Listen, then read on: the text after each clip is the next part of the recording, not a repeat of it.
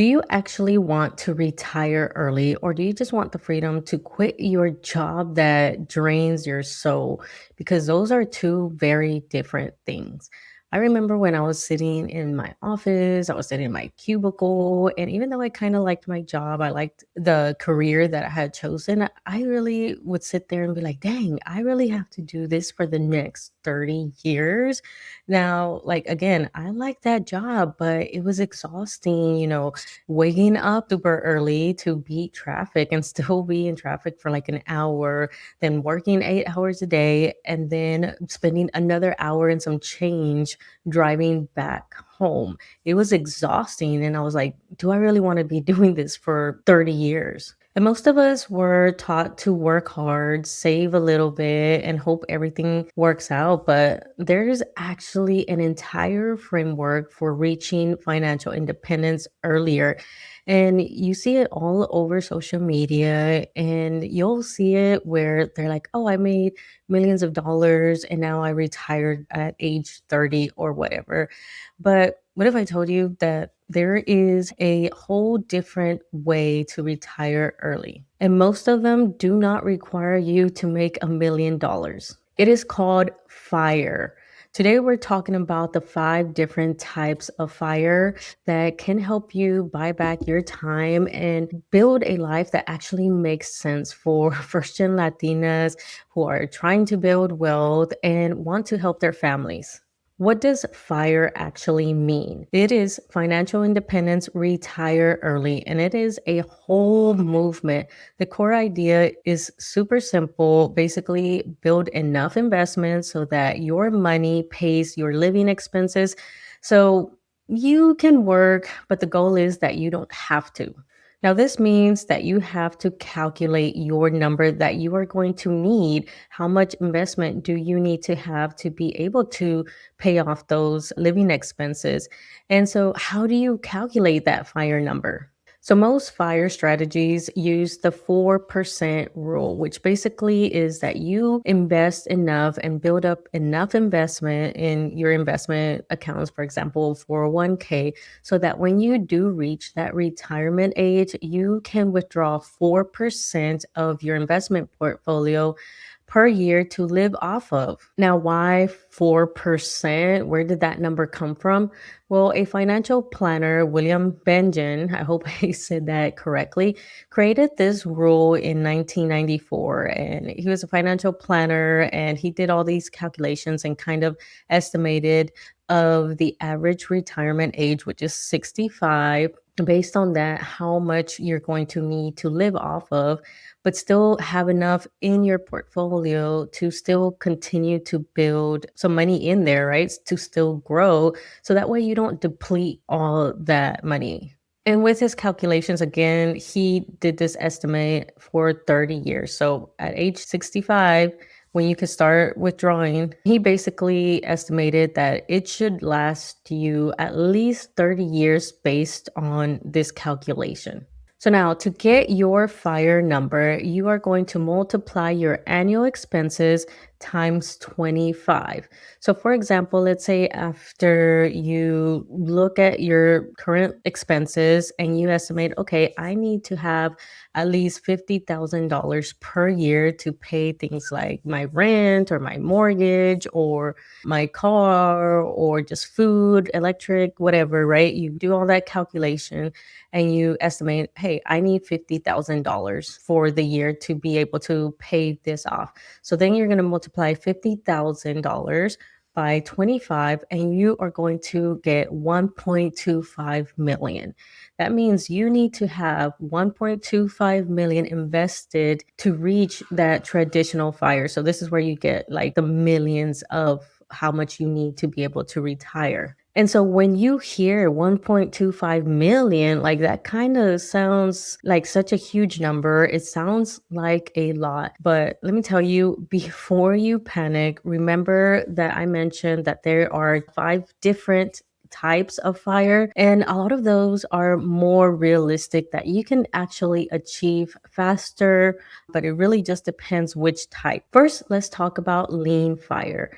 Lean fire, it is the minimalistic version of the whole fire movement. This is where you just keep it simple. The goal is to simplify your lifestyle and lower your living expenses. And the idea is to keep it around 25 to $40,000 of living expenses per year. So you really want to just cover your basic living expenses. So for example, let's say that after you reduced your expenses or whatever, you realize that hey, I need $35,000. You multiply that by 25 and then you get $875,000, which is a big difference from the 1.25 million that we originally had in the traditional fire. And this makes it seem more achievable because you can reach this faster and you also have the flexibility to work. The issue is that because you are basically just covering the minimum living expenses, then you more than likely are going to have to supplement that, or you're just going to have to live in a very tight budget. But for some people, that's fine. Maybe they do just want to like not have to worry about their living expenses, and maybe they get like a part time or something for extra things like to go shopping or whatever, have that extra cash. But it's not very realistic for many Latinas because a lot of us are the retirement plan for our parents. I know I am. And so I kind of did a version of this, which we'll talk about in a little bit, because I do have to account that not only do I have to account for my living expenses, but I'm going to supplement my parents' living expenses when they retire. Now, on the other side of lean fire, you're going to have fat fire. And that's the opposite energy. You want to retire with the idea, the mindset that you want to live your best life. You're going to have a high luxurious lifestyle. You want to travel. You want to buy expensive things. I mean, you just want to enjoy life, right? In your retirement. And that is perfectly okay. Like, do you? And this is usually calculated, estimating that you're going to need about 100K or more per year, depending how luxurious you want to be. And so let's say you need $120,000 to live your life, to be able to travel, to be able to live in that bougie condo on the beach or whatever.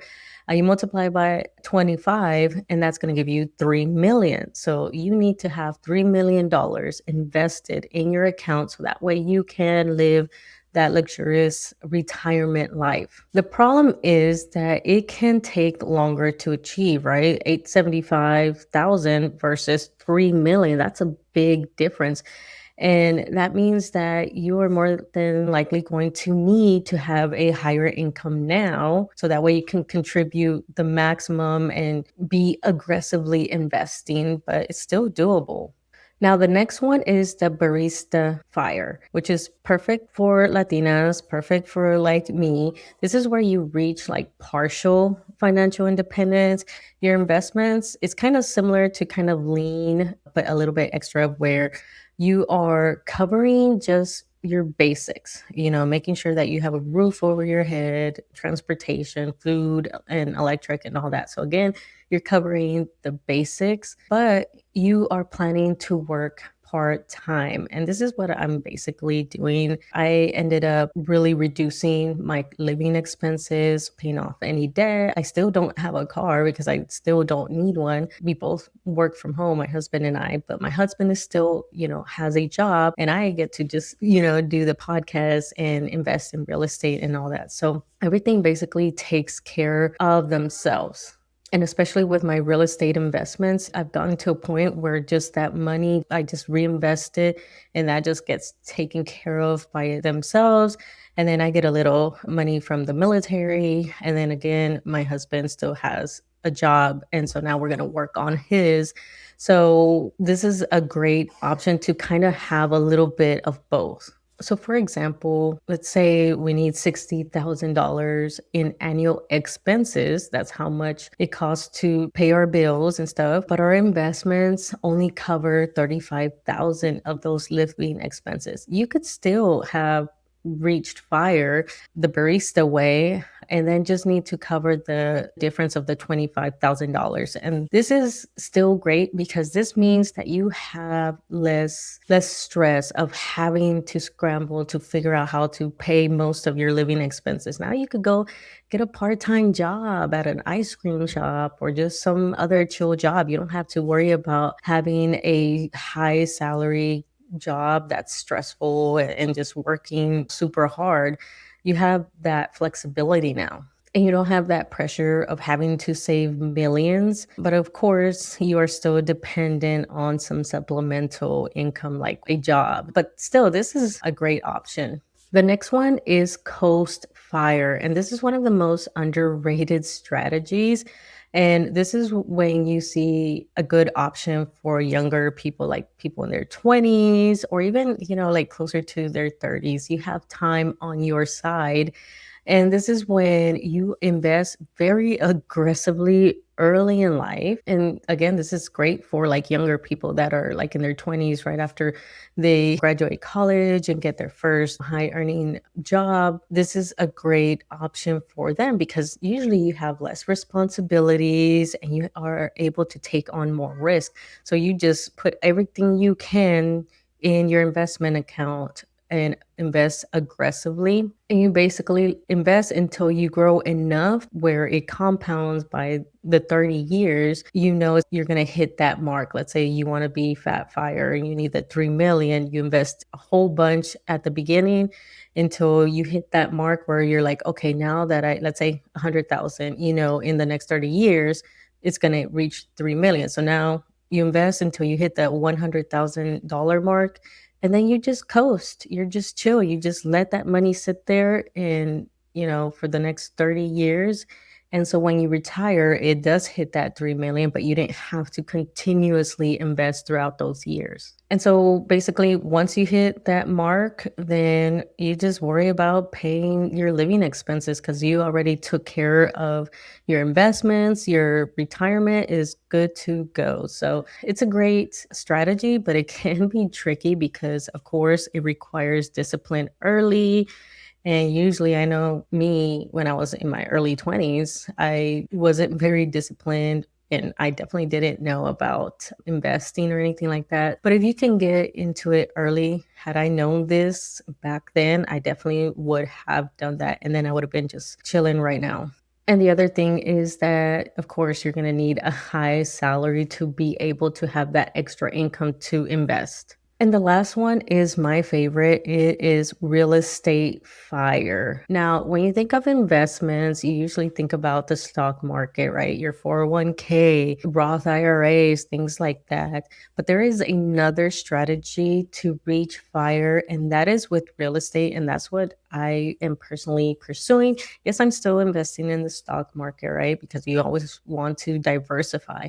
But I'm really going hard with real estate because there's a lot of perks on top of reaching fire. And so instead of just relying on my stock investments, I'm also building a portfolio of cash flowing rental properties. And my goal is to buy enough rental properties to where the cash flow covers my monthly living expenses. And then I can reach fire even faster because this is money that I can start using right now. And I don't have to wait till I'm able to pull from my 401k. I could actually, buy enough properties that have enough cash flow already and then reach financial independence already. And the cool thing is that you don't need to have a very large portfolio to be able to achieve fire with real estate. You just have to be strategic. So for example, let's say on a monthly basis, you need $5,000 to cover your expenses. That means you have to build a portfolio that's going to give you a cash flow of that $5,000. And by cash flow, I mean after the expenses of maintaining those properties like property manager, mortgage, maintenance, things like that. So from the rental income, you subtract all those expenses and whatever's left over, that's your cash flow. And again, you don't need a big portfolio. So for example, you could buy 2 duplexes and they give you 1,500 in cash flow. You have a triplex that's 2500, and in one single family home, maybe it was your first house and you turn it into a rental, and now it's giving you $1,000 in cash flow. That gives you the 5,000 that you need, and you basically just have like four properties, right? And you could do like a mixture of that. And again, the thing that I love is that you start building cash flow sooner. You have real assets and you get tax advantages from those properties. And again, you don't have to wait to withdraw at the age of 60. And so, again, this is what I am doing. I am on duplex number 4, and I'm going to continue to grow until I have enough to cover all my expenses, including my husband's, and extra cash to be able to support my parents in their retirement. If that is something that you are interested in doing, you want to reach fire with rental properties, you could start with my free 5-day crash course to get started. It will be linked down below. And I'm also creating a community of Latina investors. I'm doing it through school. So I'm building a school community. I'll have that link down below. You could join for free. And that's where I'm going to also talk about more real estate investing. So if that's something that you are interested, go check that out. Okay, so there is a few caveats with this whole fire movement. And the first one is with the calculation of how you come up with your fire number. And so I want to go a little bit deeper because obviously a few things have changed from 1994. So with the 4% rule, this is meant to be that you withdraw 4% of your investment portfolio in that first retirement year. And afterwards, you are supposed to adjust for inflation. So you're going to have to be tracking inflation so that way you can adjust your withdrawals. So, for example, let's say that inflation is at 3%. I think it's getting up there right now. I think we're like at 2 point something. So you're going to be like, oh, wow. Okay. So now inflation has gone up 3%.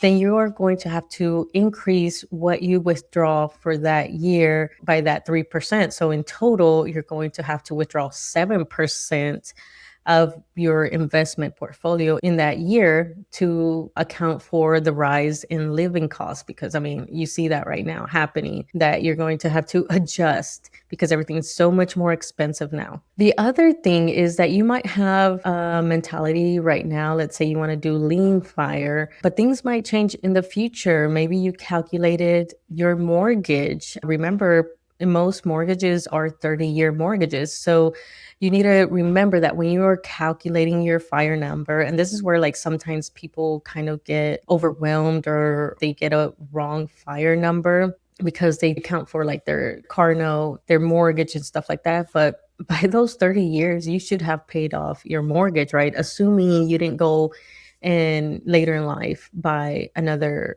property, like maybe bought a nicer house or whatever, right? And if you do, then just adjust your fire number when you do. Just remember that, keep that in your head. But that might go away in those 30 years. So your fire number might be actually less. So just remember to recalculate as you go through life. It's easy to just like go right now and be like, oh, wow, I need that $875,000. But actually, I might need a little bit less because I don't have to account for my mortgage. The other thing is don't forget to include life happening, right?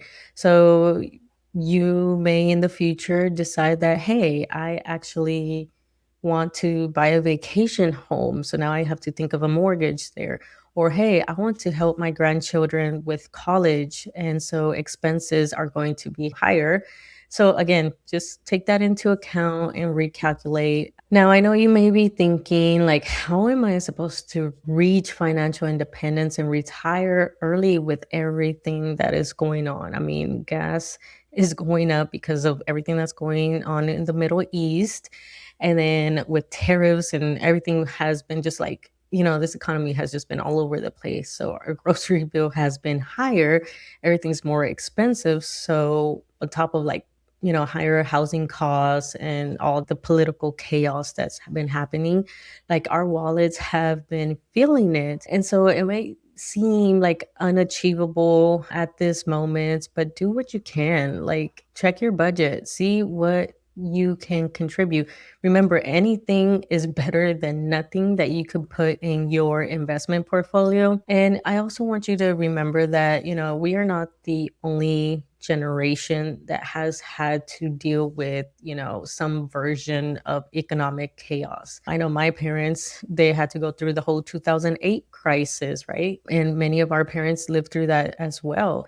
And everything, that went on at that time, and so they lived through it, they survived. And so, what I want to say is like, let's combine their resilience and the financial knowledge that we have now to build wealth and have financial success. And I'm not saying it's not going to be an uphill battle. It definitely is going to be, especially right now. But at one point, we're going to get through this. But financial independence is still possible. Again, it's not going to be overnight. This is a long-term game, long-term plan, and it doesn't have to be perfect, right? Again, do what you can, poco a poco. We can take a step towards that goal. And then next thing you know, you're going to wake up and realize that, hey, I have the ability to finally quit this job that I've been hating.